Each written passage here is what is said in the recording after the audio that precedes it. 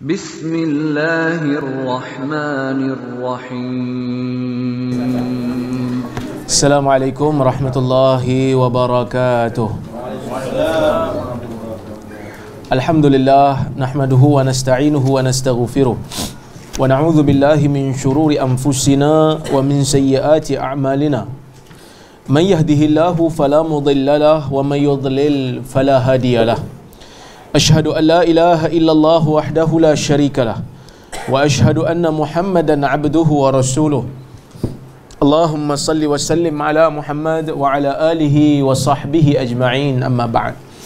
Muslimin dan muslimat yang dirahmati Allah Subhanahu wa taala, alhamdulillah pada siang ini, pada petang ini kita dapat berhimpun bersama-sama untuk kita sambung balik kelas kedua kita berkaitan dengan Kitabur Riqaq, kitab di dalam Sahih Al-Bukhari yang berkaitan dengan pelembutan jiwa. Lembut jiwa, bukan lembut fizikal. Lembut fizikal pula susah hati kita. Baik. Bab, kata Al-Imam Al-Bukhari, bab qaulin Nabi sallallahu alaihi wasallam, kun fid dunya ka'annaka gharib aw 'abiru sabil. Bab pada membicarakan perkataan Nabi sallallahu alaihi wasallam, hiduplah kamu di dalam dunia ini seperti mana kamu orang asing ataupun orang yang melintas ataupun orang yang transit. Orang yang transit. Kalau kita tengok dekat sini, semua ada kat nota ni? Okey.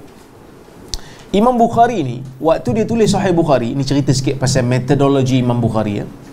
Selain daripada dia meletakkan ayat Quran sebelum membawakan mana-mana hadis bagi bab-bab tertentu, jika ada ayat Quran yang berkaitan, nanti kita akan tengok.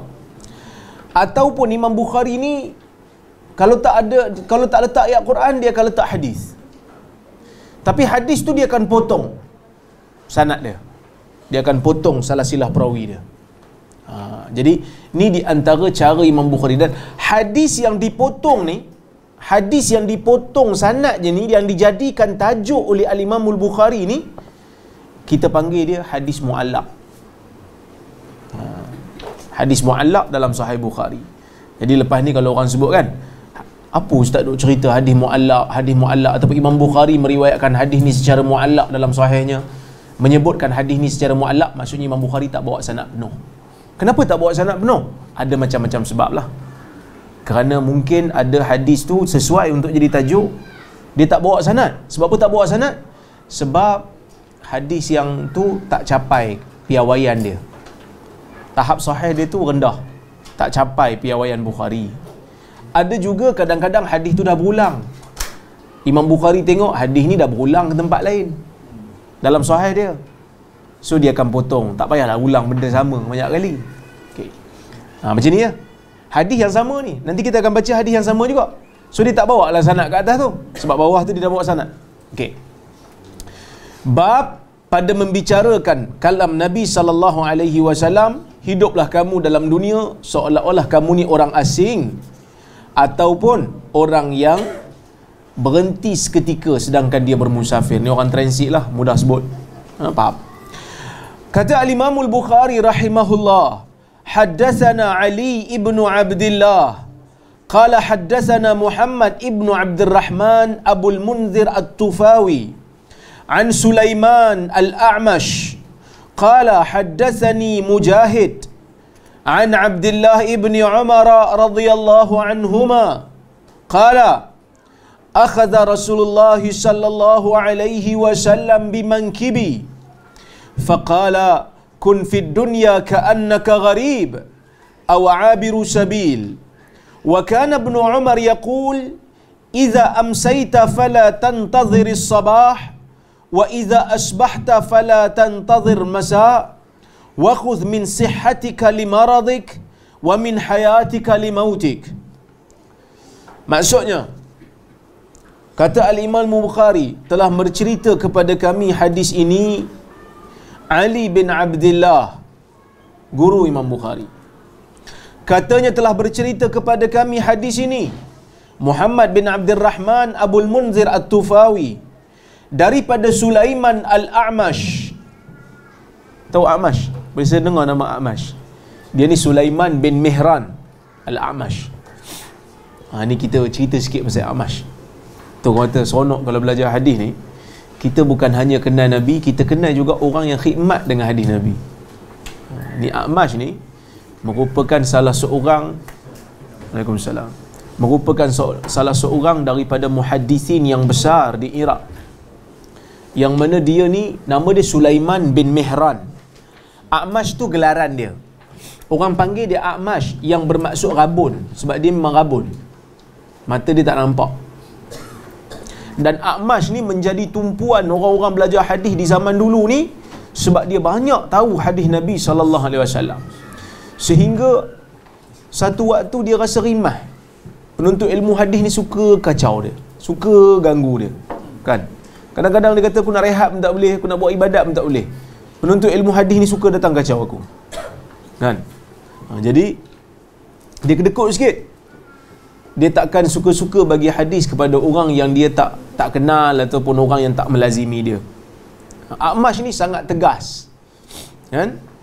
Ada satu ketika orang tahu A'mash ni perangai dia, kalau dia buat kelas hadis, jangan ada siapa-siapa duduk sebelah dia.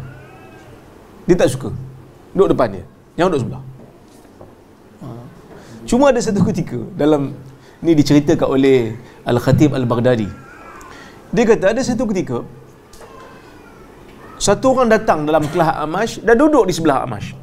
Duduk sebelah. Orang lain semua macam terkejut. Kau berani duduk sebelah dia, kan? Dan yang lain semua bagi isyarat, jangan cakap apa-apa, kerana nanti takut dia marah dan takut dia berhentikan kelas tu lah. Jadi dia orang semua diam, ya, tak cakap apa-apa. A'mash pun meneruskan kelas membaca hadis. Tapi A'mash tahu sebelah dia ada orang. Apa dia buat? Dia baca, dia ludah. Dia baca, dia ludah kat sebelah. Terkena orang sebelah tu, kan? Tapi orang sebelah tu sanggup lah, berbuih kena ludah, tapi dia sanggup, kerana mendengar hadis adalah rezeki daripada Allah Azza wa Jalla. Tak apalah aku kena ludah sikit pun. Kita hari ni kan, kadang-kadang cikgu pun, yalah, kadang-kadang cikgu ni manusia juga, kan? Cikgu ada buat salah sikit, kita suruh cikgu merangkak.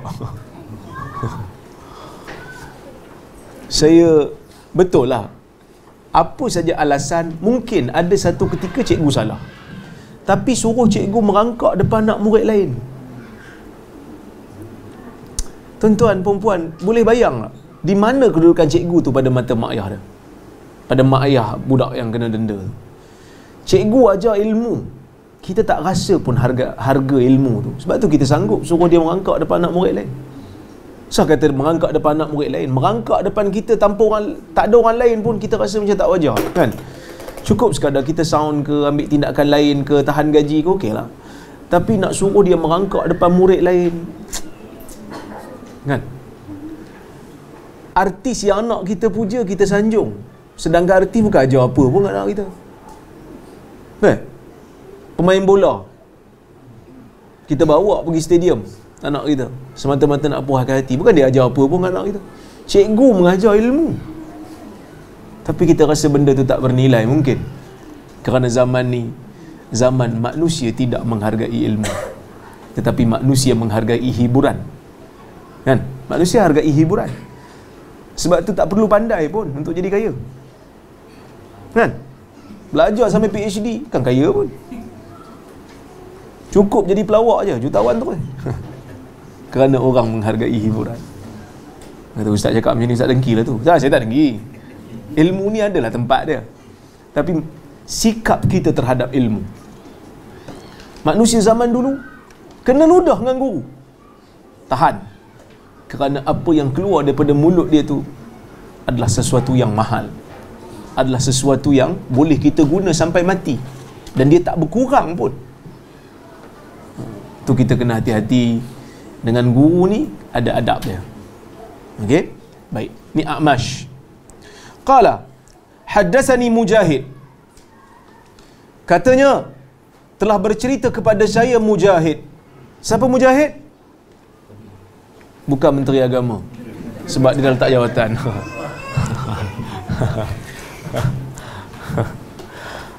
Mujahid ni nama dia Mujahid bin Jabr. Mujahid bin Jabr, anak murid kepada Ibnu Abbas dan Ibnu Umar, yang merupakan pakar tafsir. Mujahid. An Abdullah ibni Umar radhiyallahu anhuma qala, Ibnu Umar kata, akhadha Rasulullah sallallahu alaihi wasallam bimankibi. Nabi memegang bahuku. Nabi pegang bahu aku. Sebab Ibnu Umar ni muda. Ibnu Umar ni anak kepada Umar. Umar pun dengan Nabi, Umar muda lagi. Jadi anak Umar dah tentulah muda sangat. Ibnu Umar ni kira belasan tahun lah. Dia kata, Nabi pegang bahu aku.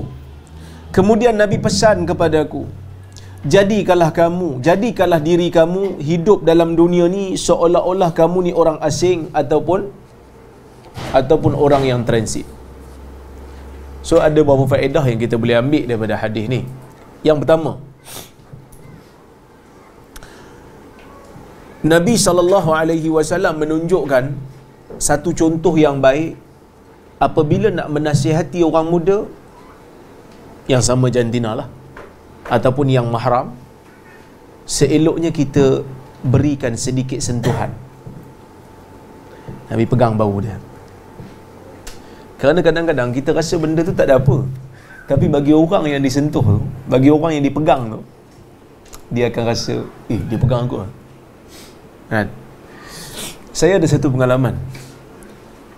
Saya diminta mengajar sebulan sekali di sekolah Tunas Bakti. Pernah dengar nama Tunas Bakti? Dekat Sungai Besi. Sekolah Tunas Bakti ni adalah sekolah yang menghimpunkan pesalah-pesalah ataupun orang yang dituduh di mahkamah melakukan jenayah juvana. Dan sebahagian daripada mereka ni melakukan jenayah berat. Membunuh orang pun ada. Dulu kita pernah ingat tak orang yang pergi bakar tahfiz sampai mati berapa belah orang tu? Duduk kat situ lah. Yang bakar tu ditahan di situ. Sebab di juvana tak boleh masuk dalam penjara. So ditahan di situ. Jadi sebulan sekali saya pergi. Ada seorang sahabat saya, 2-3 orang lah sahabat saya, dia orang ada kontak dengan pengetua di situ. Dia kata, Ustaz, kita pergi jom. Kita bagi dia orang ni motivasi, ajar dia orang solat. Jadi saya mula-mula saya cerita bab taubat, cerita bab tentang kepentingan iman, tentang tujuan hidup. Lepas tu sekarang ni masuk bab solat. Sebelum masuk bab solat, saya nak tengok cara dia orang ambil wuduk dulu. Kan? Sebab kita bila nak mengajar, cikgu-cikgu sekolah ni kan, ataupun universiti ni, sebelum kita nak ajar, kita kena tahu dulu level anak murid kita. Ilmu dia orang ni tahap mana. Jadi saya kata, jom semua turun daripada surau, turun. Semua turun. Kita ambil wuduk. Sebelum saya nak ajar ambil wuduk ni, saya nak minta 3 orang volunteer tolong ambil wuduk. Semua pakat lari. Semua undur ke belakang kan, takut kena pilih. Jadi saya kata tak apalah, oleh kerana semua tak ada yang sukarela, kita guna paksa rela. Sukarela tak ada, jadi kita guna paksa rela. Saya pilih secara rawak, random saya pilih. Ni nama apa, disebut nama dia. Saya kata okey, ambil wuduk. Semua nak tengok. Dia ambil wuduk, saya ambil wuduk, dia ambil wuduk. Dia buka air, dia basuh tangan lama sambil dia tengok kiri kanan. Saya kata ambil lah wuduk. Dia macam tak tahu nak buat apa. Umur dia 18 tahun. Dia basuh tangan dia. Saya kata ambil. Dia basuh tangan, lepas tu dia basuh kaki. Lepas tu dia basuh tangan, basuh muka, sapu telinga. Lepas tu dia tuak air. Dah. Dia kata. Itulah wuduk dia. Ni masyarakat kita. Ambil seorang lagi. Betul. Walaupun tak sempurna, tapi okey lah. Kan? Ada seorang lagi pun okey. Okey. Jadi, saya ajar dia orang solat. Bila ajar dia orang solat, saya ajar, jom kita naik atas solat. Kita belajar solat. Jadi, bila nak buat gerakan solat tu, saya panggil seorang-seorang untuk jadi model kan. Macam mana cara nak angkat takbir, macam mana cara nak berdiri, macam mana cara nak rapatkan saf. Saya pegang bahu dia orang ni. Saya pegang bahu, saya pegang tangan dia orang, kan? Bila saya balik, kawan saya bagi tahu, pengetua kata terima kasih banyak kerana sanggup sentuh anak murid saya. Kerana bukan semua orang berani nak sentuh. Saya kata kenapa pula? Yalah ustaz, kat sini tempat jumana ustaz, kan? Orang masing-masing rasa takut nak sentuh sebab takut kena AIDS ke apa ke. Saya kata, oh iya ke? Kan?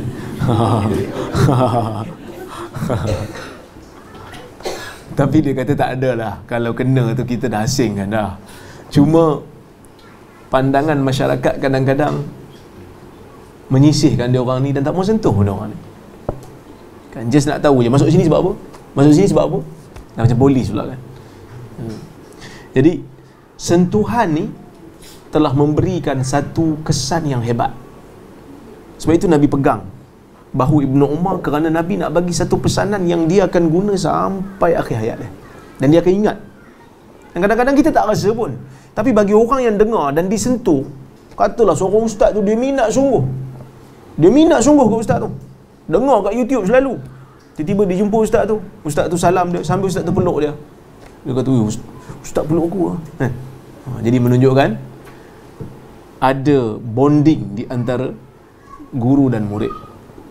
Sebab tu guru-guru kalau boleh sentuhlah anak murid tu. Nabi ajar benda ni. Dia memberikan kesan. Ibnu Umar disentuh, Abu Hurairah juga. Banyak hadis Nabi menunjukkan Nabi bila nak berikan pesanan-pesanan yang penting, ada kalanya Nabi menyentuh orang yang nak diberi nasihat. Tapi dengan syarat lah, yang halal untuk disentuh lah. Yang haram disentuh tak boleh lah. Kan? Selagi lepas ni semua disentuh anak dara orang pula, menggunakan hadis Ibnu Umar riwayat Bukhari, dibaca sanad penuh, mati aku. Kan? Okey. Nabi kata kat dia, hidup dalam dunia seolah-olah kau orang asing. Orang asing ni orang apa? Macam saya datang sini lah. Saya bukan orang sini. Orang asing ni maksud orang dagang. Kan? Dagang Pak Malau, dagang bertempat. Dagang saya musafir lalu. Betul? Apa maksud dagang saya musafir lalu? Maksudnya orang asing bila duduk satu tempat, dia tak ada keluarga kat situ. Dia tak ada siapa-siapa kat situ. Dia duduk situ menumpang pada pandangan orang tempatan. Dan bila duduk menumpang ni, dia tak sama macam orang yang memang lahir di situ. Nanti saya akan hurai. Sebenarnya ada lebih kurang dalam 6 faedah kita boleh ambil di sini. Aw abiru sabil, ataupun orang yang transit. Aw dekat situ atau. Atau ni dia ada banyak makna. Ada atau dalam bahasa Arab yang bermaksud pilihan. Awak nak makan daging ke ayam? Awak nak makan daging atau ayam? Itu pilihan lah. Daging atau ayam. Atau kat dalam hadis ni atau pilihan ke atau apa?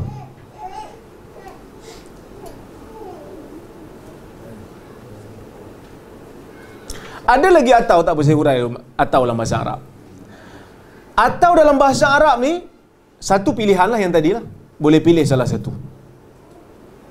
Kan? Nak makan nasi ke? Nak makan nasi atau bihun? Itu boleh pilih. Atau litakhyir, untuk pilihan. Satu lagi, atau bermaksud matlamat. Contoh, bayar hutang saya atau saya datang rumah awak setiap hari. Maksudnya, kalau awak tak nak saya datang rumah awak setiap hari, awak bayar? Itu bukan pilihan tu. Okay. Satu. Nombor 2. Nombor 3. Atau kat sini maksud idrab. Idrab ni maksudnya, macam mana nak cakap dalam bahasa Melayu? Saya cari perkataan ni. Saya bagi contoh lah senang. Bagi contoh senang. Awak kena jadi menteri ataupun Perdana Menteri lagi bagus. Faham? Atau juga kan? Tapi atau tu bukan maksud pilih salah satu. Kalau awak tak boleh jadi yang, kalau awak boleh yang bawah okey, tapi kalau lagi baik yang lepas atau ni. niaga ni kena untung atau jadi jutawan lah, contoh. Maksudnya itu idrab. Hidup dalam dunia ni seolah-olah orang asing, atau kalau nak jadi macam orang transit lagi bagus. Faham? Okay. So Nabi menyamakan orang asing dengan transit. Cuma yang transit ni, orang transit ni sebenarnya lagi bagus, Nabi kata. Kenapa? Nabi menyamakan, Nabi suruh kita ni hidup dalam dunia macam orang yang musafir. Okay. Pertama, Nabi suruh menjadikan orang asing ataupun orang musafir. Pertama, orang asing ni dia jauh daripada keluarga, dia jauh daripada tempat tinggal asal, dia jauh daripada saudara mara. Yang mana orang asing ni lebih merasakan bahawasanya Allah pelihara dia, lebih mengharapkan yang Allah tu pelihara dia berbanding orang tempatan.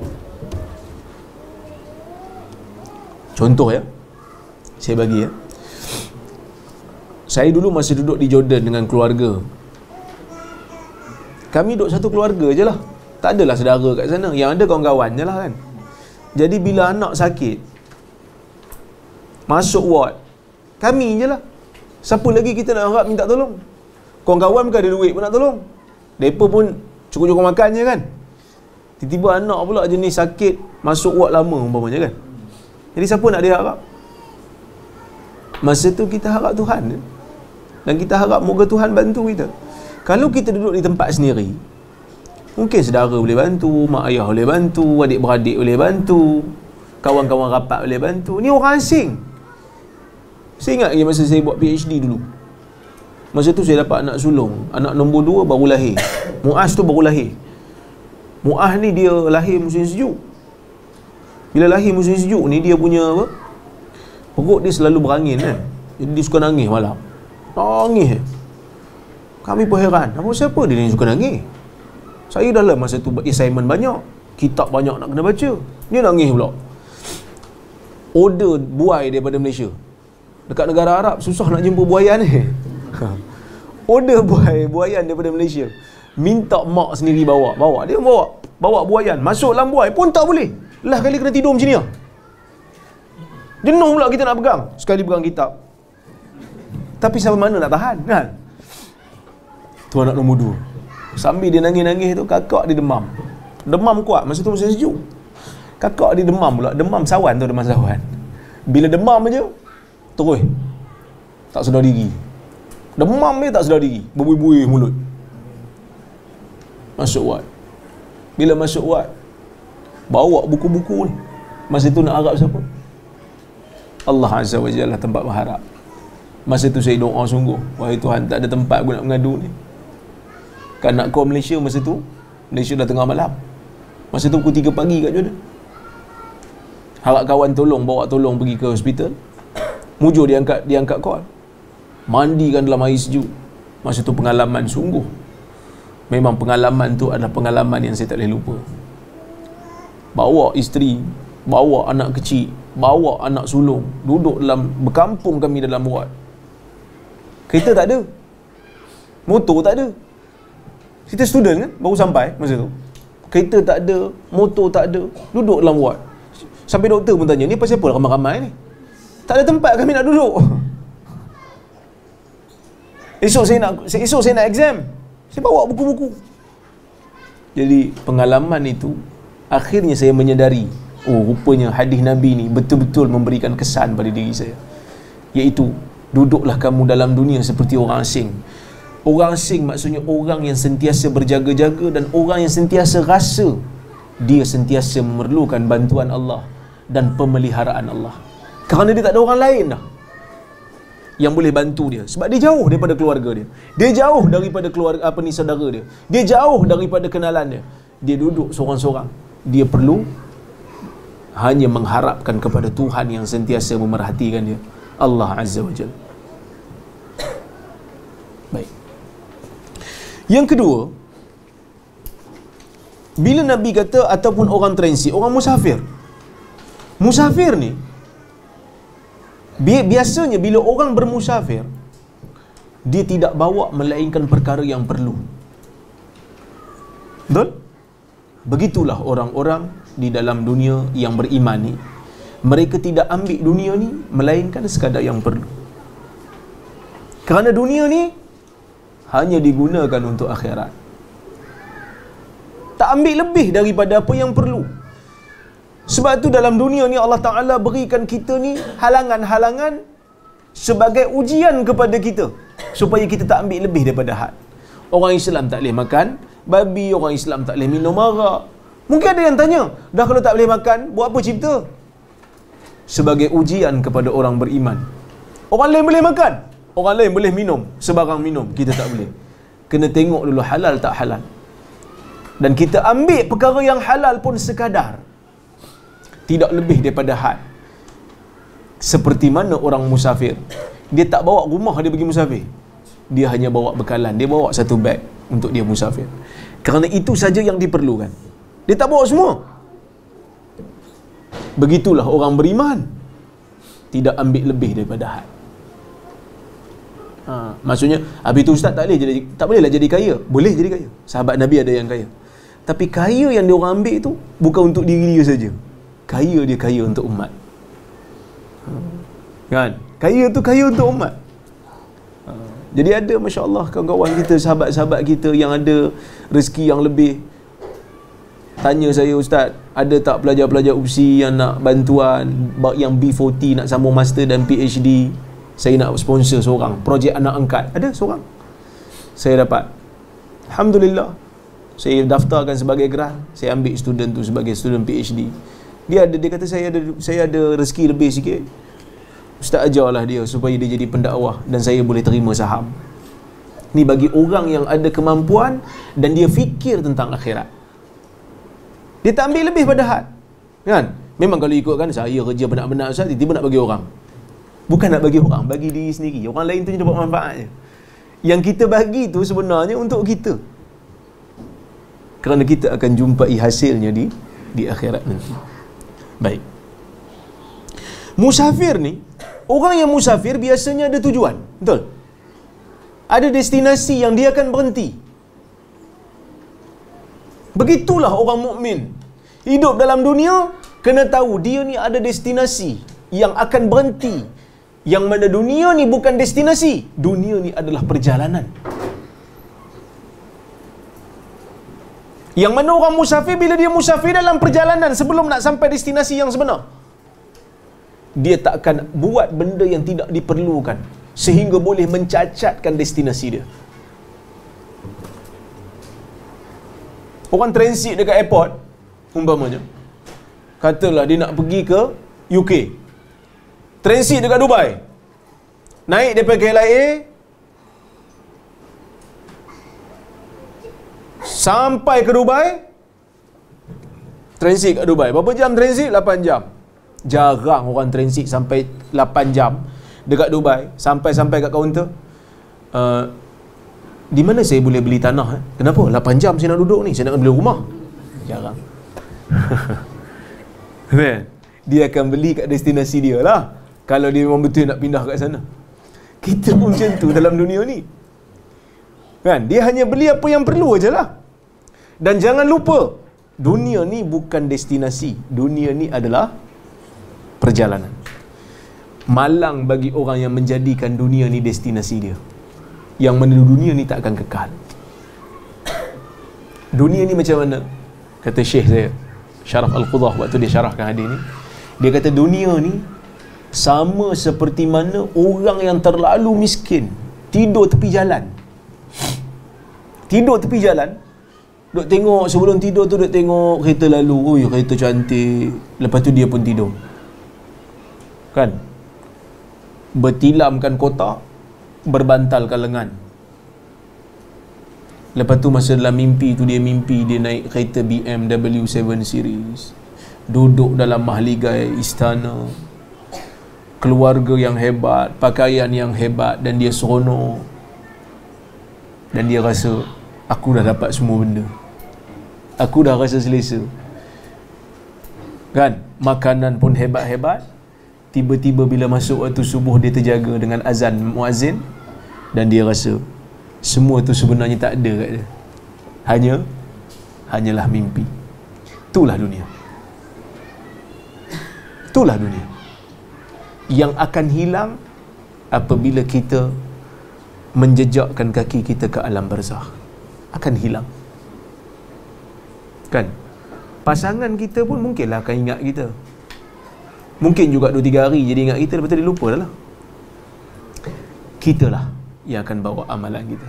Anak-anak pun mungkin ingat masa sebelum bahagi faraid. Lepas bahagi faraid, dia orang pun ada kehidupan dia orang sendiri.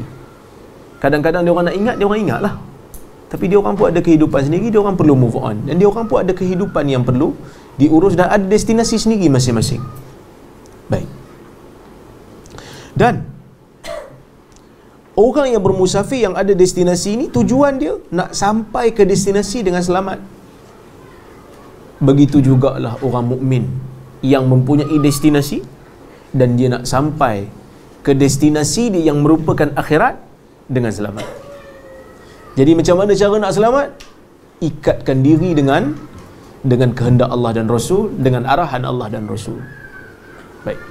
Musafir. Orang yang musafir sentiasa rasa lagi lama dia berada dalam perjalanan, maka lagi dekat dia dengan destinasi yang dia nak tuju. Betul? Kita masuk je highway Gatri ni, saya kata nak balik kan, masuk je highway Gatri ni, jalan nak keluar di Tanjung Malim, tu destinasi. Lagi lama saya ada atas highway tu, maka lagi dekat saya nak sampai ke Tol Tanjung Malim. Musafir kan? Begitu jugalah mukmin. Lagi lama kita hidup dalam dunia, maka lagi dekatlah kita dengan destinasi itu akhirat. Mati lagi hampir, mati tu lagi dekat. Akhirat makin hampir dan akhirat makin dekat. Kena rasa benda tu. Baik. Musafir ada kalanya dalam perjalanan perlu berhenti untuk mencari bekalan. Sebab tu ada RNR, kan? Sebab tu adanya airport untuk transit. Makan sekejap, mandi sekejap, solat sekejap, untuk mengambil bekalan, beli air, beli makanan sebelum nak teruskan perjalanan, kerana perjalanan jauh. Sebahagiannya membawa bekalan, beli barang makan letak dalam beg, nanti kalau aku lapar aku nak makan. Begitu jugalah orang beriman, yang mana dunia ni perjalanan dia, tempat dia bermusafir untuk akhirat. Dia perlu cari bekalan sebanyak-banyaknya, kan? Sebab tu semalam saya kuliah, ada orang tanya, dia kata, "Ustaz, saya dah baca dah buku Ustaz, Bersedia Menghadapi Mati." Buku saya tulis tahun lepas, Bersedia Menghadapi Mati. Okey, sekarang ni saya dah faham dah, alhamdulillah saya dah baca. Apa pula persediaan persediaan kita di alam barzakh, Ustaz? Dalam barzakh tak ada persediaan dah. Saya tak boleh bagi. Soalan alam barzakh pun dah bocor dalam hadis. Tapi saya tak boleh bagi tip macam mana nak jawab soalan malaikat, melainkan amalan kita saja. Kita ni Allah Ta'ala sediakan tempat untuk beramal ni dalam dunia. Mati je, tak ada dah. Semua akan ditentukan oleh amal dan rahmat Allah Azza wa Jal. Maka sebab itu Allah Ta'ala sebut dalam Quran, "Walau tara iz wuqifu 'alan nar faqalu ya laitana nuraddu wa la nukadziba bi ayati rabbina wa nakuna minal mu'minin." Jika kamu melihat, wahai Muhammad, mereka yang telah berada di betul-betul dekat neraka sebelum terjun, mereka akan berkata, alangkah baiknya kalau kami ini dikembalikan ke dunia, supaya kami tidak mendustakan ayat Tuhan-Tuhan kami dan kami menjadi orang-orang yang beriman. Kerana bila masuk aja di alam selain daripada dunia, amalan sudah tidak ada. Sebab nanti kita akan jumpa riwayat Ali bin Abi Talib, yang mana Ali bin Abi Talib kata, "Al-yawm amal la hisab, wa gadan hisabun wala amal." Hari ni di dunia ini amalan belum sampai waktu perhitungan. Nanti bila kita sampai hari di sana, hari barzakh, hari akhirat, hisabun wala amal, adalah perhitungan semata-mata dan tidak diperlukan amal. Kerana akhirat bukan darul taklif, tetapi darul jaza. Akhirat itu bukan daerah untuk ujian yang Allah Ta'ala akan beri pada kita. Dunia adalah tempat untuk Allah uji kita. Akhirat adalah tempat untuk Allah memberikan balasan setimpal kepada orang-orang yang telah hidup dalam dunia ni. Kalau sampai akhirat pun ada waktu-waktu untuk Allah Ta'ala uji orang-orang, maka semua pakat beriman. Sebab apa? Sebab semua dah bangun tengok kuasa Tuhan. Sebab tu orang yang berada di betul-betul dekat tebing neraka pun minta kembali ke dunia. Tu beza kita, orang beriman dengan orang kafir. Yang mana orang beriman, dia percaya dengan khabar yang telah sampai melalui jalan yang tidak mampu untuk dinafikan. Walaupun dia tak pernah nampak. Ada manusia, walaupun dia tahu berita itu tidak mampu untuk ditolak dan dibantah, tetapi dia tetap bantah dengan mengatakan, aku tak nampak pun kiamat. Kalau betul wahai Muhammad, laksanakan kiamat sekarang. Kan? Mereka cabar Tuhan. Mereka cabar Tuhan.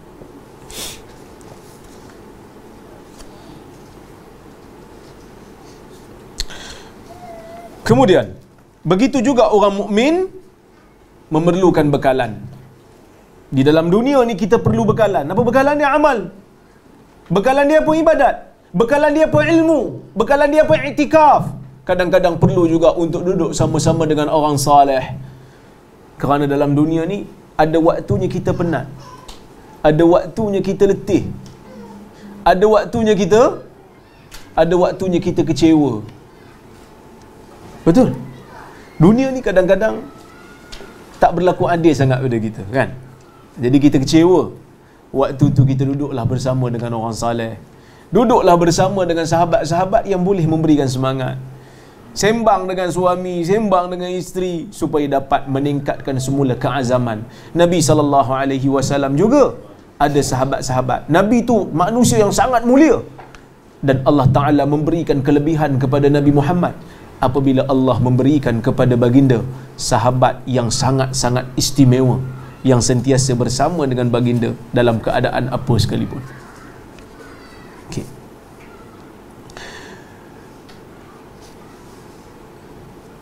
Begitu juga tuan-tuan dan puan-puan, musafir ni kadang-kadang merasai kesusahan dan kepenatan dalam permusafiran dia nak capai ataupun nak sampai ke destinasi.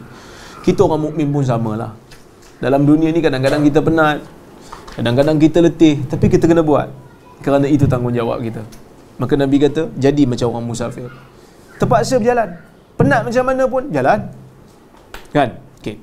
Dan yang terakhir, orang musafir ini sejauh mana pun dia musafir, kalau dia nak musafir kembali ke destinasi asal dia, katalah dia keluar pergi musafir, katalah pergi umrah kan, 2 minggu. Sekarang tak lagi kan? Tutup. Belum buka kan? Belum. Moga-moga buka lah. Dan kita pun risau juga ni kan, coronavirus ni, COVID kan. Tak tahulah. Moga Allah Ta'ala selamatkan kita. Baik. Cuma saya nak beritahu, katalah kita pergi apa? Umrah 2 minggu kan. Kita pergi umrah 2 minggu. Lepas 2 minggu kita pun nak balik. Bagi orang yang ada cucu, dia rindu kat cucu dia. Saya kata umrah lah, haji lama sikit kan. Haji 40 hari kan. Okey, haji. Dia rindu kat cucu dia, rindu kat kampung dia, rindu kat rumah dia. Jadi bila nak sampai waktu nak balik tu, kerinduan kepada tanah asli dia, watan dia, anak watan lah kata dia tu, watan asli dia tu, sangat-sangat tebal dan sangat-sangat kuat. Rindu nak balik. Begitu juga orang mukmin. Dunia ni bukan tempat asal kita. Kerana tempat asal kita adalah syurga. Sebab kita daripada sana. Kan Adam kat sana. Lepas tu Adam diturunkan ke dunia, melahirkan zuriatnya. Jadi muncullah kita. Sebenarnya kita akan ke sana. Sebab itu dalam Islam ni, orang yang kembali ke pangkal jalan kita panggil taubat. Taubat tu apa? Taubat tu U-turn. Kan? Taubat tu maksud U-turn, balik ke pangkal jalan kan. Yang mana jalan kita nak tuju ke destinasi asal. Destinasi asal kita adalah syurga. Kerana tok kita, keturunan kita berasal daripada sana. Jadi seperti mana orang musafir rindu dekat tanah asalnya, begitu jugalah orang-orang beriman rindu dekat syurga, nak masuk dalam syurga. Maka Nabi menceritakan tentang hadis-hadis tentang syurga supaya orang beriman rasa rindu dan berusaha untuk kembali semula ke syurga. Baik. Kemudian kata Ibnu Umar, apabila kamu mencapai waktu petang, jangan tunggu sampai esok pagi. Dan apabila kamu ada dalam waktu pagi, jangan kamu tunggu waktu petang. Ni sifat orang beriman, dia tak suka bertangguh-tangguh. Jangan bertangguh-tangguh kalau benda tu baik. Kalau benda tu baik, jangan tangguh, buat terus. Kerana takut kalau kita tangguh-tangguh, tiba-tiba tak sempat. Sebab mati kita tak tahu bila. Wa khudh min sihhatika limaradik. Ambillah peluang daripada kesihatanmu untuk kamu beramal waktu kamu sakit. Maksud waktu kita tengah sihat ni, waktu ni lah kalau boleh nak banyak amal. Kerana nanti bila dah sakit, kita belum tahu macam mana keadaan uji kita, macam mana keadaan Allah uji kita dengan kesakitan, kita pun tak tahu. Ini tengah sihat kita buat. Tengah sihat kita ambil peluang. Wa min hayatik limautik, dan ambil peluang waktu kamu tengah hidup untuk kamu gunakan supaya kamu selesa di waktu kematian nanti. Baik. Tu hadis dalam bab ini. Kita masuk bab yang baru. Babun fil amal wa tulih. Bab pada menceritakan tentang cita-cita dan panjangnya cita-cita manusia. Amal. Amal ni cita-cita, tujuan ataupun angan-angan. Dream. Betul? Kita punya dream, kita punya cita-cita. Wa qaulillahi ta'ala, faman zuhziha 'anil nar wa udkhilal jannah faqad faz wa mal hayatud dunya illa mata'ul ghurur. Wa qawlihi zarhum ya'kulu wa yatamatta'u wa yulhihimul amal fasawfa ya'lamun. Maksudnya bab membicarakan tentang cita-cita, dan bab ini membicarakan tentang makna kalam Allah. Sesiapa yang dijauhkan daripada neraka dan dimasukkan ke dalam syurga, maka dia telah berjaya. Dan tidak adalah dunia ini melainkan perhiasan yang menipu. Dan pada membicarakan tentang makna kalam Allah, zarhum, biarkan mereka wahai Muhammad. Mereka tu orang tak beriman lah. Ya'kulu wa yatamatta'u, biarkan mereka itu sambil mereka makan dan sambil mereka bersenang lenang. Wa yulhihimul amal, biarkan mereka itu terpedaya, leka dan lalai dengan angan-angan mereka. Fasawfa ya'lamun, kerana satu hari nanti mereka akan tahu. Bila sampai ke negeri akhirat, mereka akan tahu sebenarnya angan-angan mereka itu lebih banyak dan lebih panjang daripada hakikat sebenar. Baik. Allah Ta'ala sebut, ini penting bila kita baca Quran, kita kena analyse perkataan-perkataan yang Allah gunakan dalam Quran.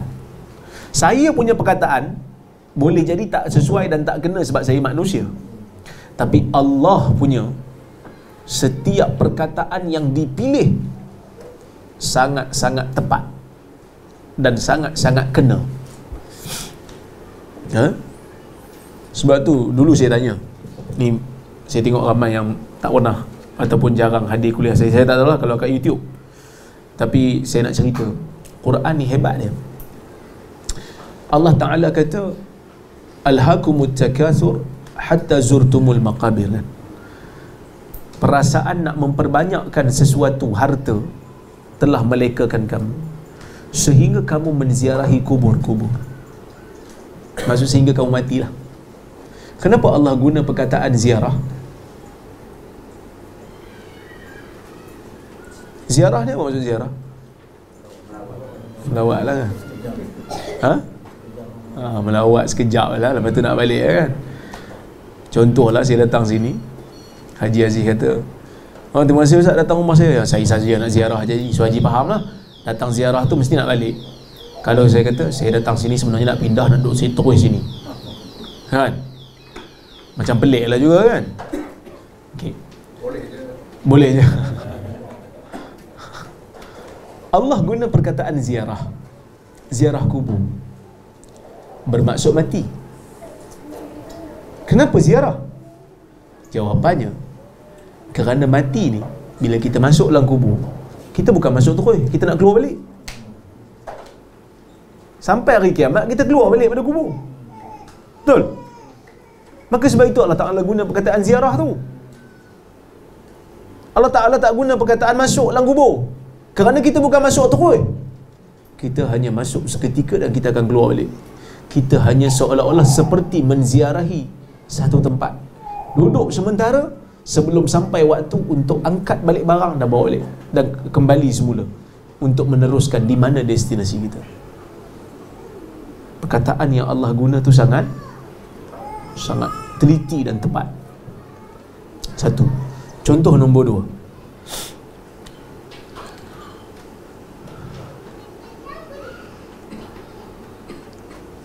Allah Azza wa Jal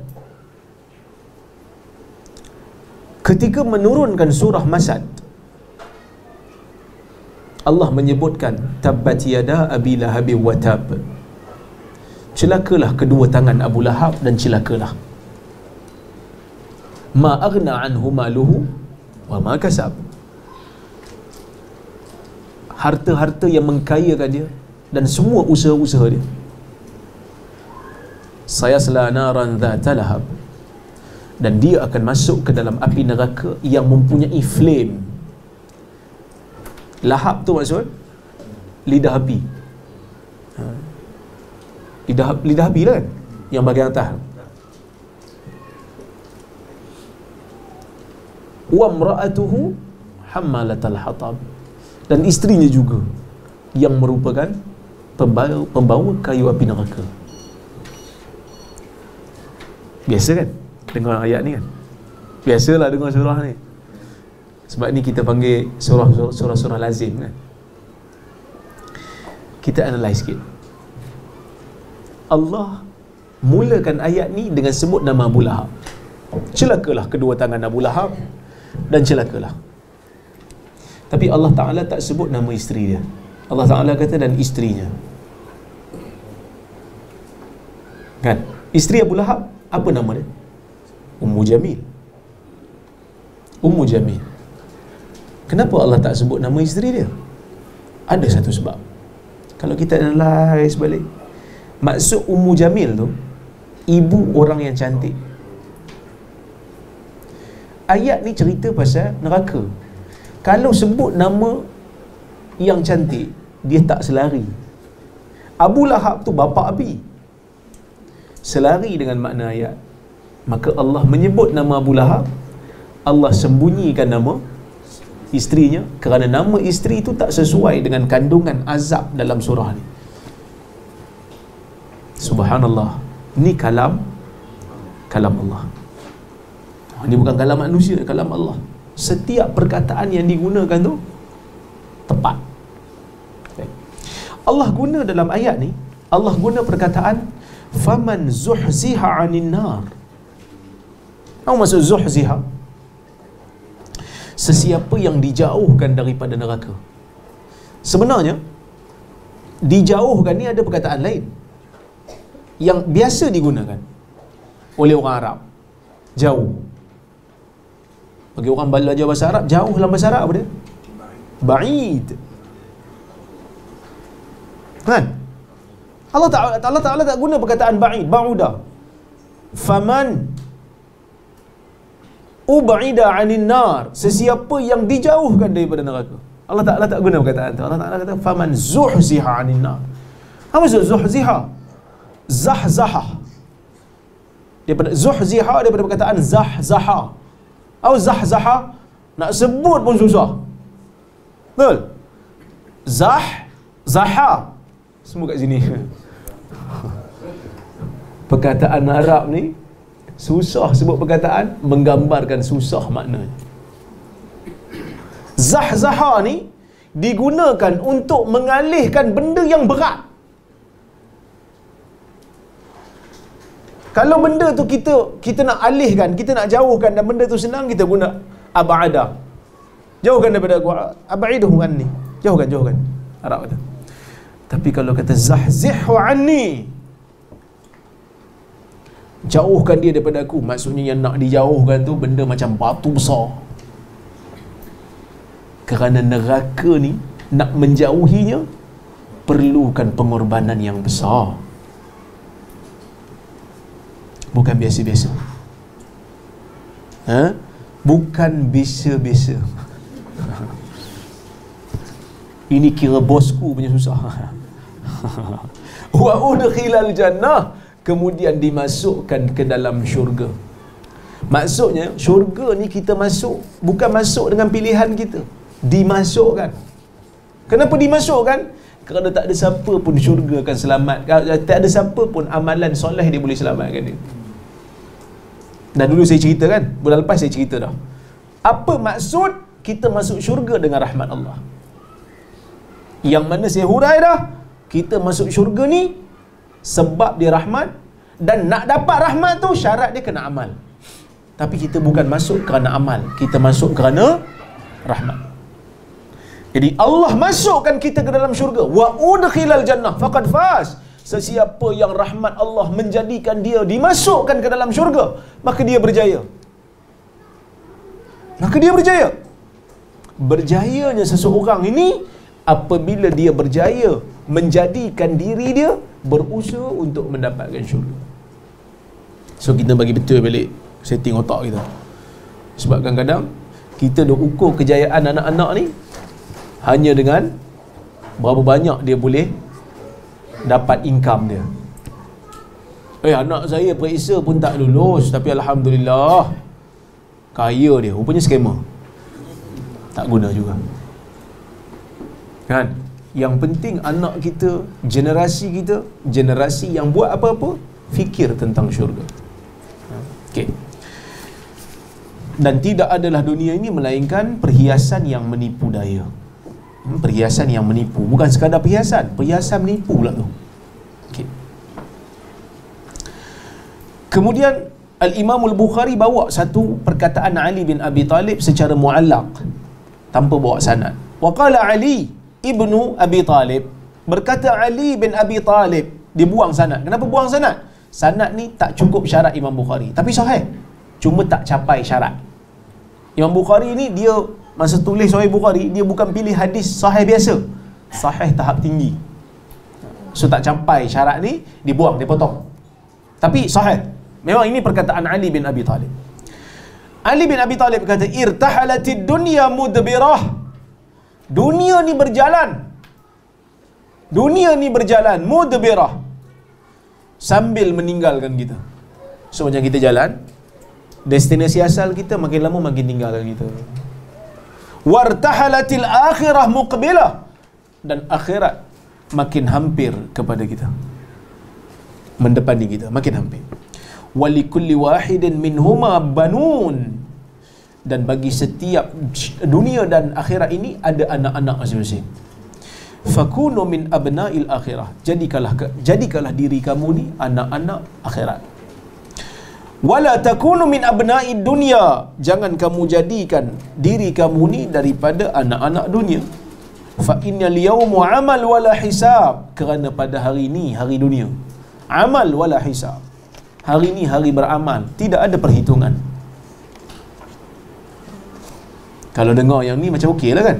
Kalau dengar setakat ni je tak apalah. Dalam dunia ni kita buat lah apa saja pun, kutuk orang ke, tipu orang ke, makan harta orang secara zalim ke, salah guna kuasa ke, rasuah ke, siapa nak ambil? Sebab tak ada hisap di sini, tak ada orang tahu.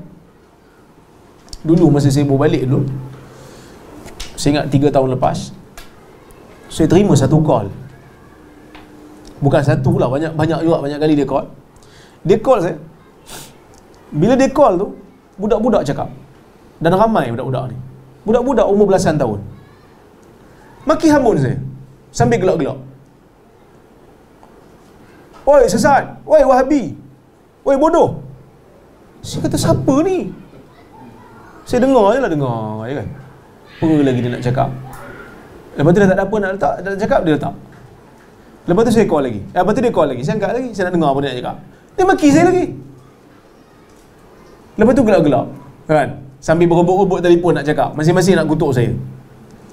Saya tak tahu dia siapa. Tapi pastinya ada orang tua yang ajar. Kononnya nak bagi saya tekanan lah. Tapi saya syok juga, lama dah tak telefon. Kan? Seronok tengok gelagat. Kita ajar budak-budak maki orang. Kita ajar budak-budak kutuk orang. Kan? Jadi saya rasa macam, tak apalah, hari ni kau boleh menyorok di belakang telefon. Tak ada siapa tahu kan. Kadang-kadang dekat Facebook tu, siapa yang jadi admin Facebook saya, dia tahulah. Tiba-tiba je, hai lembu. Ada yang kutuk, kau ni lagi jahat pada iblis. Sebab apa bila saya kritik pimpinan politik pujaan dia, kan? Bila kita tengok balik fake account, tak tahu siapa, kita rasa mungkin kita boleh menyorok. Ali kata, hari ni hari amal, tak ada perhitungan, kita boleh menyorok. Betul? Kita boleh menyorok, kita boleh selindung di sebalik kuasa yang kita ada, kan? Mungkin kita ada media yang kuat, kita boleh kata orang, fa inna ghadan wa ghadan hisabun wala amal. Di sana nanti, esok hari, maksudnya akhirat, hisab wala amal, perhitungan dan tidak ada lagi amalan. Dan kita akan bayar semua yang kita kata ke orang secara zalim, yang kita buat ke orang secara zalim, kita akan bayar dengan pahala kita. Mungkin ada yang dengar, oh tak apalah ustaz, kalau setakat bayar dengan pahala, saya tak heran, sebab pahala saya pun tak banyak. Jadi tak payahlah bayar. No, bila kita boleh bayar dengan pahala, kena bayar dengan pahala. Kalau tak ada pahala, kita ambil dosa dia, letak atas kita. Ini hadis riwayat Muslim. Sebab tu Nabi pesan, man kana indahu mazlamatun li akhihi falyatahallalhu al-yawm qabla an ya'tiya yawmun la dirham. Atau kama qala, Nabi kata, siapa yang dia ada buat zalim dengan saudaranya, pernah buat zalim dengan saudaranya, maka minta halal lah hari ni, iaitu hari dunia ni, sebelum datangnya satu hari di mana tidak ada duit yang boleh menggantikan ganti rugi ataupun kezaliman yang kita buat pada saudara kita ataupun pada orang lain. Bahaya. Jangan buat zalim kat orang. Zalim kat orang ni bahaya.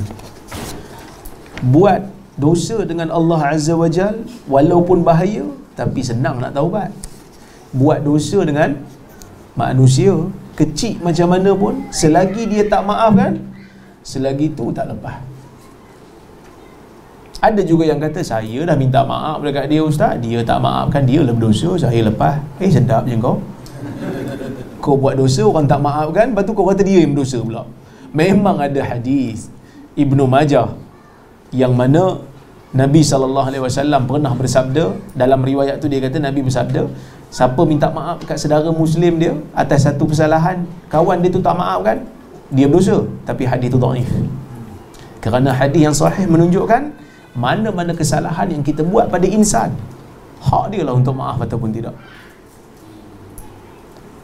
Tapi Islam menggalakkan maaf. Islam menggalakkan maaf. Kerana kalau maaf tu dapat pahala juga. Itu pahala sedekah lah. Kenapa pahala sedekah?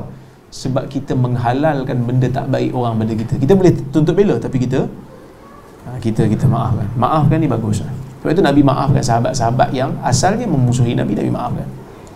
Okay. Kalau boleh maafkan lah. Kalau tak boleh maaf, dia kata tak boleh ustaz, terbuku ustaz, terbuku. Saya betul-betul, saya memang betul-betul nak jumpa dia kat akhirat nanti. Itu hak dia. Itu hak dia. Hadis nombor 6 dalam bab ni, bab panjangnya angan-angan dan cita-cita. Haddatsana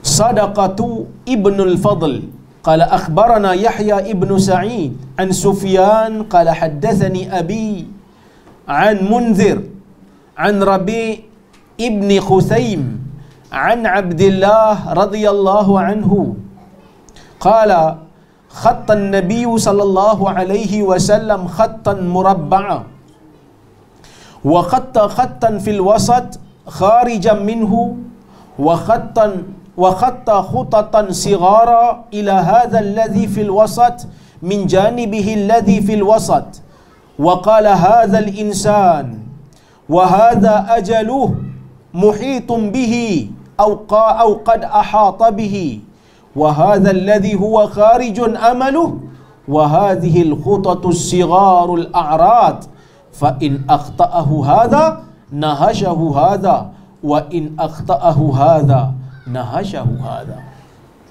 Maksudnya, telah bercerita kepada kami hadis ini Sadaqah Ibnul Fadl, katanya telah mengkhabarkan kepada kami hadis ini Yahya bin Sa'id daripada Sufyan, katanya telah bercerita kepada saya ayah saya daripada Munzir daripada Rabi' bin Khusaim daripada Abdullah ni siapa? Kalau nama Abdullah disebut Abdullah dan selepas dia nama Nabi dalam hadis, biasanya Abdullah bin Mas'ud. Biasanya Abdullah bin Mas'ud, kerana jarang sahabat lain orang panggil dia Abdullah. Kalau walaupun nama dia Abdullah, macam Ibn Abbas dia akan katakan Abdullah bin Abbas ataupun Ali bin Abbas ataupun Ibn Umar, namanya Abdullah. Kadang-kadang dia kata Abdullah bin Umar, kadang-kadang dia kata Ibn Umar. Kan? Abdullah bin Amr bin Al-As kadang-kadang dipanggil Abdullah bin Amr bin nama penuh. Tapi kalau Abdullah semata-mata, biasanya Abdullah bin Mas'ud. Siapa Abdullah bin Mas'ud? Sahabat Nabi yang besar, yang bersama dengan Nabi lama, di kalangan Muhajirin, yang mana masa sebelum berhijrahnya, sebelum masuk Islamnya, dia hanya budak jaga kambing yang sangat kurus. Bila masuk Islam pun kurus Abdullah bin Mas'ud ni. Orang susah, makan tak cukup. Umar tengok betih dia pun, Umar ketawa.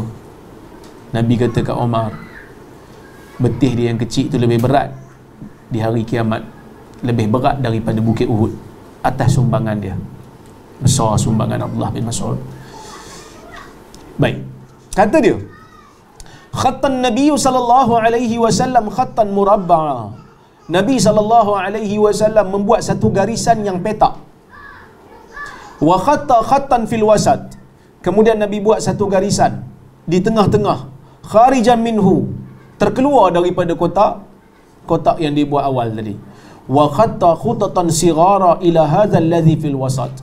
Kemudian Nabi buat garis-garis yang banyak menghala ke arah garis yang berada di tengah-tengah, min janibihi, daripada tepinya yang berada di tengah-tengah. Wa qala, kemudian Nabi kata, hadzal insan, inilah insan. Wa hadza ajaluh muhitun bihi. Inilah ajalnya yang melingkungi dia, au qad ahata bihi, ataupun yang melingkungi dia. Ni perawi ni dia syak. Nabi sebut muhitun bihi ke ahata bihi? Sebenarnya dua-dua makna sama. Tapi sebab amanah ilmu, dia tak ingat, dia kata au ataupun. Kalau Nabi tak sebut yang ni, Nabi sebut yang ni. Antara dua ni. Amanah ilmu golongan muhaddisin. Wa hadzal ladzi huwa kharijun amaluh. Yang di luar ni, garis di luar ni, yang ni cita-cita dia. Wa hadhil khutatus sighar, yang mana garis-garis kecil ni, yang ni a'rad, yang ni cabaran-cabaran dan ujian-ujian. Fa in akhta'ahu hadha, kalau yang ni tak kena dia, nahashahu hadha, yang lain akan gigit dia. Kalau yang ni tak kena dia, yang lain akan gigit dia. Okey. Tu nasihat dia sampai maka ni kan.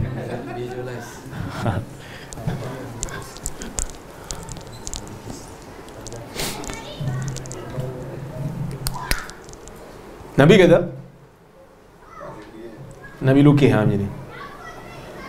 Ni khatan murabba. Ni garis petak. Kemudian Nabi buat satu garis panjang di tengah-tengah ni sampai terkeluar. Kemudian Nabi buat garis kecil-kecil menghala ke tengah.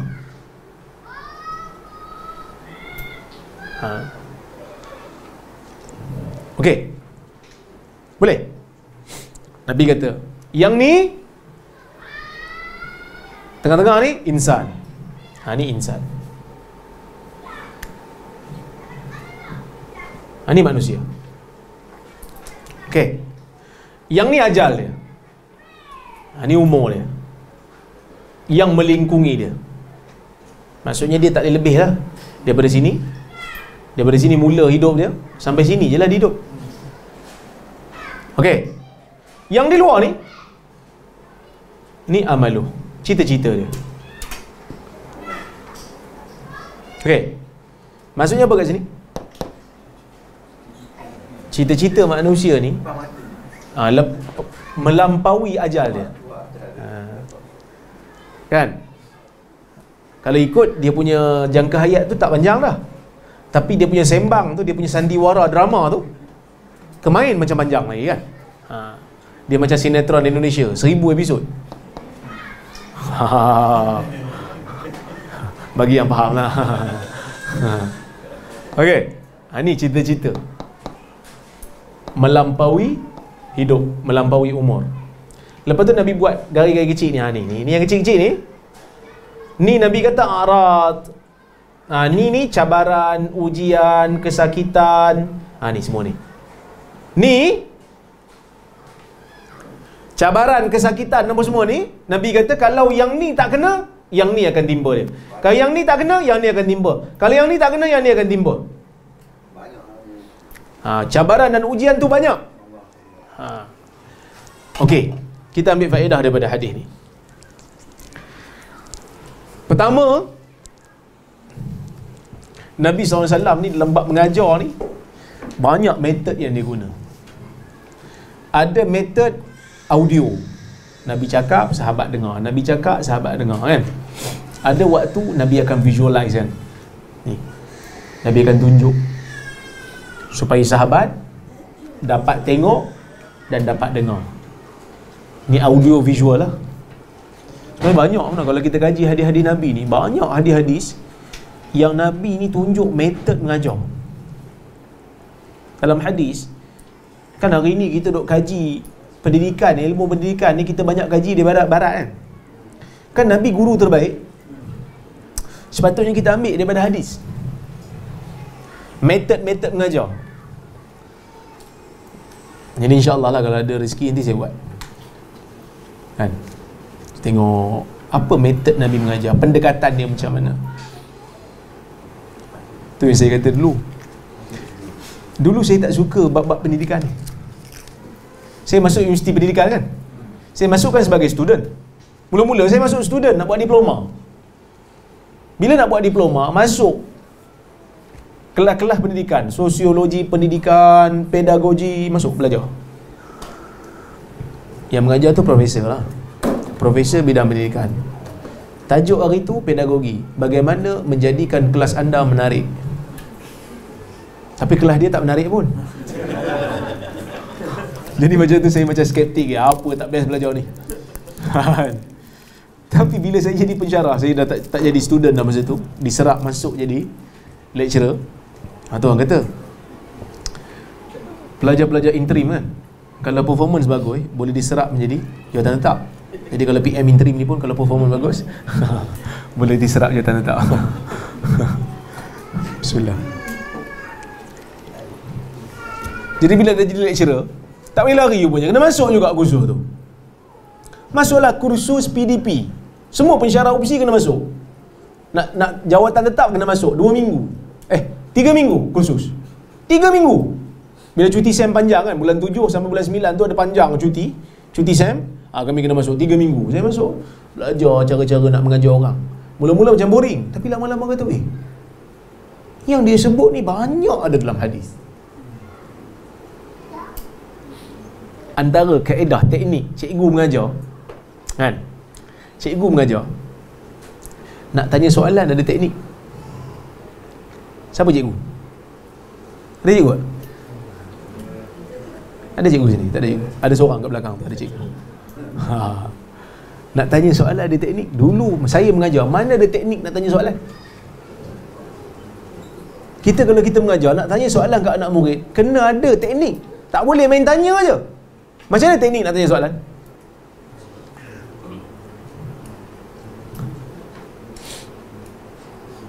Teknik nak tanya soalan, kena tanya soalan dulu. Memanglah ustaz, Memanglah kena tanya soalan, baru nama soalan. Takkan bagi jawapan dulu. No, kan. Nak tanya soalan kat anak murid, tanya soalan dulu, baru panggil nama. Jangan panggil nama dulu baru aku tanya soalan. Kenapa?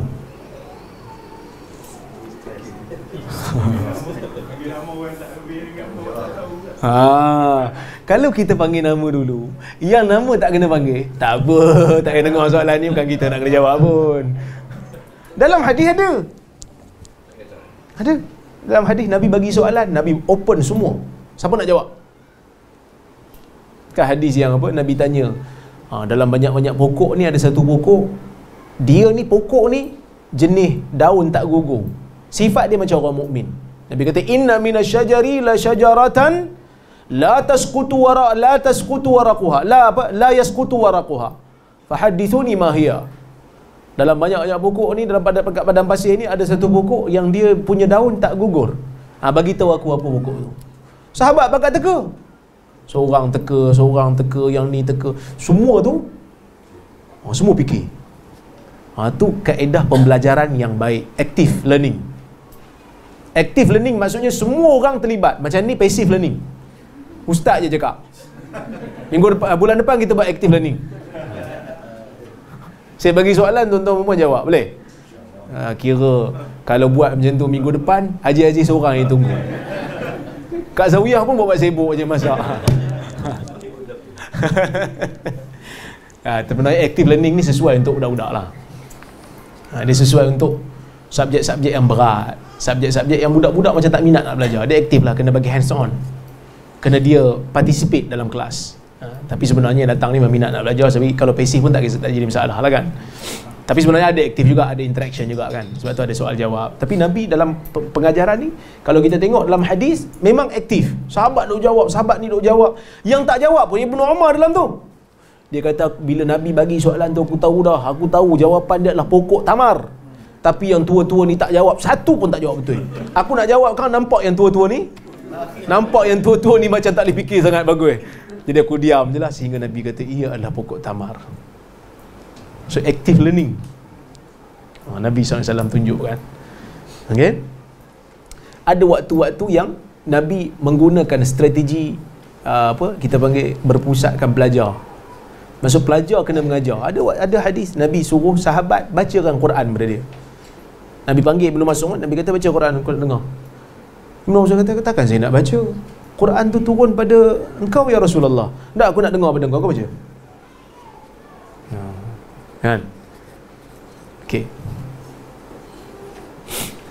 Jadi hadis yang ni Nabi tunjuk kaedah visual. Visualisasi, visualized. Nabi nak tunjuk, ni kamu nak tengok hidup kamu macam ni lah. Inilah manusia yang dilingkungi oleh ajalnya. Kita tak boleh keluar. Tapi kamu kena ingat, kamu ada cita-cita yang sifat cita-cita ni melampaui ajal kamu. Sebab itu dalam hadis Nabi SAW pernah sebut, la yazalu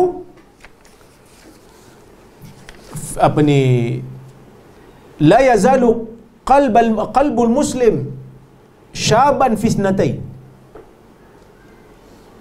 hubbud dunya wa tulul amal.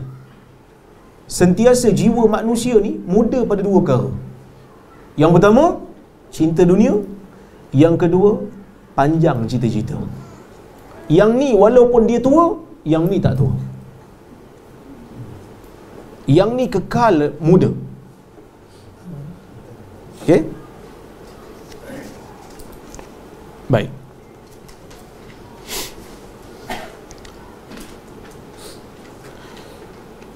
Nabi kata ajal ni melingkungi manusia dan dia tak boleh lari. Buatlah macam mana pun tak boleh lari. Tu saja yang Allah Ta'ala akan bagi pada kita. Okey. Kemudian garis-garis kecil tu Nabi kata yang tu ujian, cabaran, kesakitan. Kalau tak kena yang ni, dia akan kena yang sana. Tapi Tuhan akan bagi. Untuk apa Tuhan bagi? Tuhan bagi dia supaya dia ingat dia ada dalam lingkungan tu. Garis-garis kecil tu memang ada dalam kotak tu. Kenapa kamu kena ni? Sebab memang kamu duduk dalam kotak tu. Kalau kamu keluar pada kotak, kamu tak kena lah. Jadi maksudnya kalau kita keluar daripada kotak, kalau rasa tak nak kena uji, kalau rasa tak nak sakit, kalau rasa tak nak beban ujian Allah, keluar pada kotak, matilah kamu. Kamu tak kena. Tapi tak ada pilihan. Sebab kita nak hidup. Bila kita nak hidup, kekal dalam tu. Kalau tak kena yang ni, kamu akan kena yang lain. Kamu akan kena yang lain. Kadang-kadang kita tengok manusia kena musibah. Kan? Sian dia kena. Kamu akan kena satu hari nanti. Kalau tak yang tu, yang lain. Semua orang akan sakit. Dan ni Nabi bukan cerita pasal orang mukmin saja. Ni manusia. Nabi kata, hadza insan. Ni manusia. Sama ada dia Muslim ataupun dia kafir, dia akan kena. Cuma orang mukmin ni bila dia kena, dia ingat dia dalam kotak. So dalam bab akhirat, manusia kena berfikir dalam kotak. Dalam bab nak membangunkan dunia, kena berfikir di luar kotak. Faham? Ke tak faham? Kan kita kalau pergi kursus, kita kena berfikir di luar kotak dalam bab dunia. Dalam bab akhirat, kena fikir kita masih dalam kotak ni. Dan jangan sekali-kali fikir dalam bab akhirat, berfikir ataupun teringat kita nak pergi jauh daripada kotak. Tak akan mungkin. Tak akan mungkin. Okey? Jadi yang ni menjauhkan kita daripada mengingati kita berada dalam kotak. Yang ni mengingatkan kita untuk kita sentiasa berada di dalam kotak. So seimbangkan dia. Yang ni diperlukan untuk membangunkan dunia. Yang ni diperlukan untuk mengingati akhirat. Seimbang manusia. Kalau kita lebihkan yang ni, bahaya untuk kita. Kalau kita terkena yang ni, tanpa yang ni, dunia tak akan berjalan. Faham? Faham tak faham? Ke tak faham? Susah? Senang ya.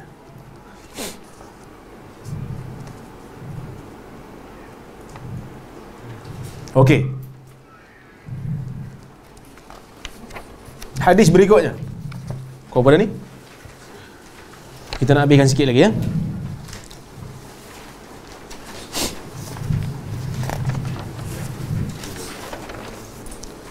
Kata al-Imam al-Bukhari rahimahullah, haddatsana Muslim qala haddatsana Hammam an Ishaq bin Abdullah bin Abi Talhah an Anas qala khatta an-nabiy sallallahu alaihi wasallam khututan faqala hadha al-amal wa hadha ajalu fabainama huwa kadhalik idh ja'ahu al-khatul aqrab.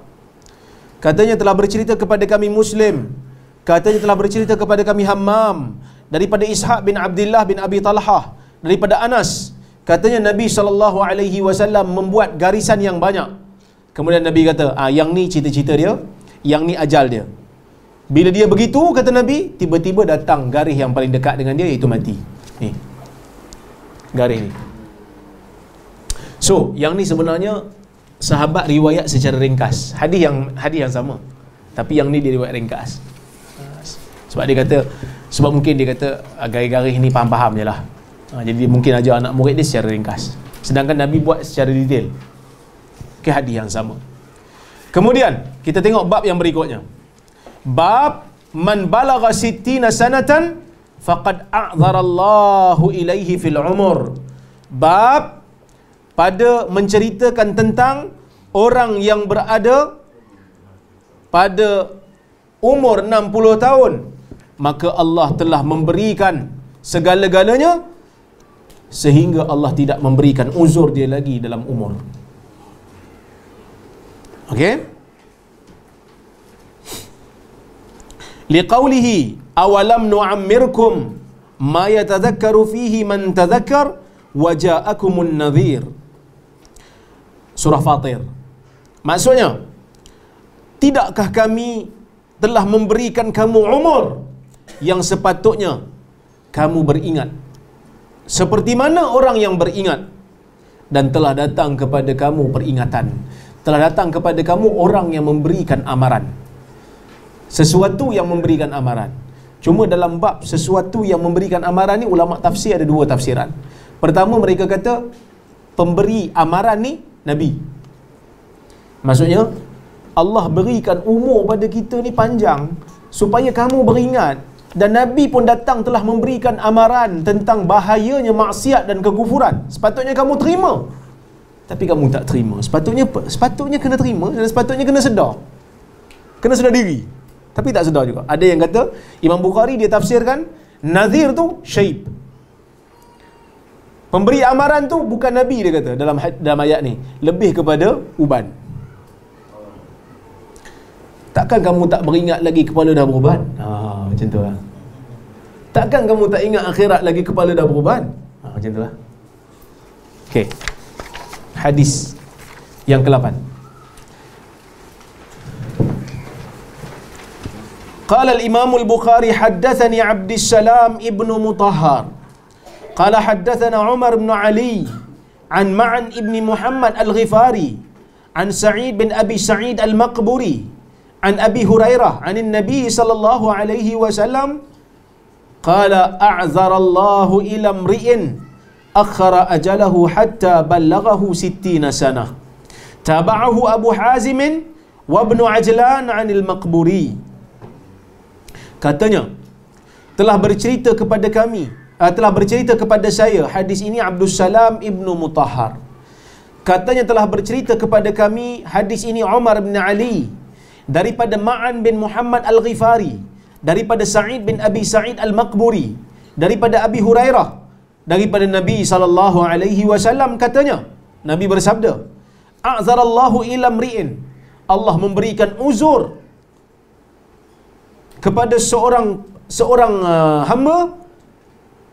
Maksudnya bukan memberi uzur, maksudnya Allah telah selesai memberikan uzur kepada seorang hamba apabila Allah telah melewatkan ajalnya sehingga Allah menyampaikannya kepada umur 60 tahun. Taba'ahu Abu Hazim, maksudnya Imam Bukhari kata riwayat ini juga dikongsikan oleh seorang perawi namanya Abu Hazim dan Ibnu Ajlan, meriwayatkan daripada Maqburi, anak murid Abu Hurairah tadi. So ada 3 orang lah yang riwayat pada Abu Hurairah ni. Yang riwayat daripada Sa'id al-Maqburi ni ada 3 orang, iaitu Ma'an, Abu Hazim dan juga Ibnu Ajlan. Apa maksud hadis ni? Nak bagi tahu kat kita, manusia ni dia ada peringkat umur. Berapa peringkat umur manusia? Ada 4. Manusia ni dia ada 4 peringkat umur.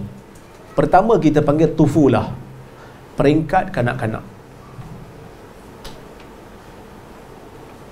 Yang kedua peringkat syabab, iaitu peringkat remaja.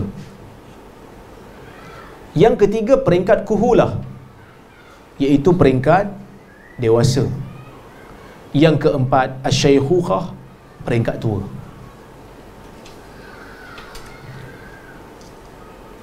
Okey, boleh ya? So ada yang kata peringkat tufulah ni sampai balik lah. Bila balik aja sampailah umur berapa tahun? Sampai 40. Bila 40 dewasa lah, kuhulah. Ni dewasa matang lah. Bila sampai umur 60 tua lah. Okey. Hadis ni dia bukan nak bagi tahu kat kita sebelum sampai umur 60 maksudnya kita buat apa pun tak apa. No. Bukan itu. Saya orang salah faham tak? Maksudnya kat sini Allah Ta'ala nak bagi tahu kat kita, Allah memberikan hujah agama ni kepada setiap orang daripada kita. Tetapi dalam nak memahami hujah-hujah agama ni, ada sebahagian orang mungkin dia jahil, mungkin dia tak faham tu kerana tersilap, kan? Yang tu dimaafkan kalau umur dia tak sampai 60 lagi. Maksud kalau ada orang tak faham lagi, tak apalah, dia belum sampai umur 60, ada masa dia lagi. Mungkin dia tersilap. Tapi kalau memang dia dah faham, dia buat salah juga, kena juga. Sebab tu baligh ni umur untuk kita tanggung dosa kita sendiri. Tapi kalau satu orang belum sampai umur 60 tahun dia mati, mungkin dia ada alasan depan Tuhan dia. Saya sebenarnya silap faham wahai Tuhan, dan mungkin alasan tu valid di sisi Tuhan. Tapi bila dah sampai umur 60 pun tak mau beramal untuk akhirat lagi, yang ni confirm tak ada alasan. Confirm tak ada alasan. Itu Nabi nak sebut macam tu lah. Maksud takkan umur 60 tahun duduk dalam negara Islam lagi tak faham tentang Islam. Umur 60 tahun lagi tak ingat tentang mati. Itu yang kata tu. Sepatutnya lagi otai sampai umur 60 tahun ni kira otai lah. Sepatutnya otai telah insaf, bukan otai masih berbisa. Kan? Sepatutnya otai apabila sampai umur 60 tahun dia kena fikir tentang akhirat. Uban dah tumbuh. Awalam nu'ammirkum, kami telah hidupkan kamu lama, sehingga Allah Ta'ala bukan hanya menimbulkan uban dekat kepala dia, Allah Ta'ala telah kembalikan dia sama seperti mana dia budak-budak dulu. Maksudnya dia punya fizikal dia pun telah lemah, kekuatan dia telah hilang. Sepatutnya dia ingat dengan daerah akhirat. Tapi ada manusia umur sampai 60 tahun tak ingat juga. Maksudnya biasanya manusia sampai umur 60 tahun ni dia tak ada uzur lagi dah, kebiasaannya. Sebab Nabi sendiri sebut a'maru ummati ma baina sittin ila sab'in. Atau kama qala, umur umat aku ni 60 ke 70. Dan Nabi pun wafat pada tahun 63 tahun, pada umur 63 tahun. Kan? Cuma ada orang mungkinlah hari ni sebab umur panjang kan. Sekarang umur panjang. Kan kata, berapa umur dia bila tengok meninggal sakit? Berapa umur dia? 60. Muda lagi. Tua dah. 60 tua dah. Supaya kita beringat mati. Bukan nak kata, bukan sekali-kali nak kata tak sampai umur tu boleh enjoy. Kerana ada orang tak sampai umur 60 dah mati. Jadi bila tak sampai umur 60 dah mati, kalau dia sedar dan dia tahu benda tu dosa, dia buat juga, dia akan dipertanggungjawabkan di hadapan Tuhan selagi mana dia balik. Tapi mungkin dia masih ada uzur yang Allah Ta'ala akan maafkan dia. Tapi dah sampai umur 60 tak ingat mati lagi. Kan manusia ni bila sampai umur kanak-kanak, dia tak fikir apa pun. Fikir yang seronok je lah. Tengok budak-budak tu dah basah dah. Dah pesan dah tadi. Datang tadi kering, tengok masuk dah basah kan. Dah pesan dah tadi. Budak-budak kan. So kadang-kadang kita, budak-budak dia tak ingat apa lagi. Bila sampai umur muda, syabab, remaja, dia baru nak kenal. Dia baru nak kenal dunia, dia baru nak belajar tentang urus diri.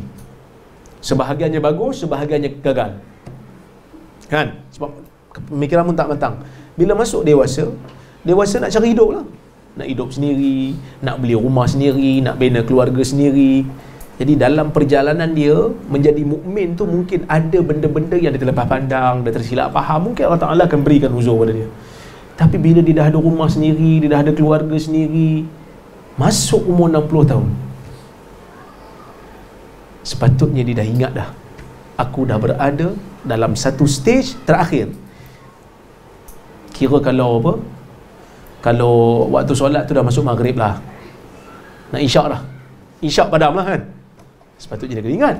Tapi kalau dia tak ingat lagi, Allah Ta'ala telah memberikan semua keuzuran pada dia. Sepatutnya tak ada dah uzur dia. Tak ada dah uzur dia, kebiasaannya. Wallahu subhanahu wa ta'ala alam bisawab.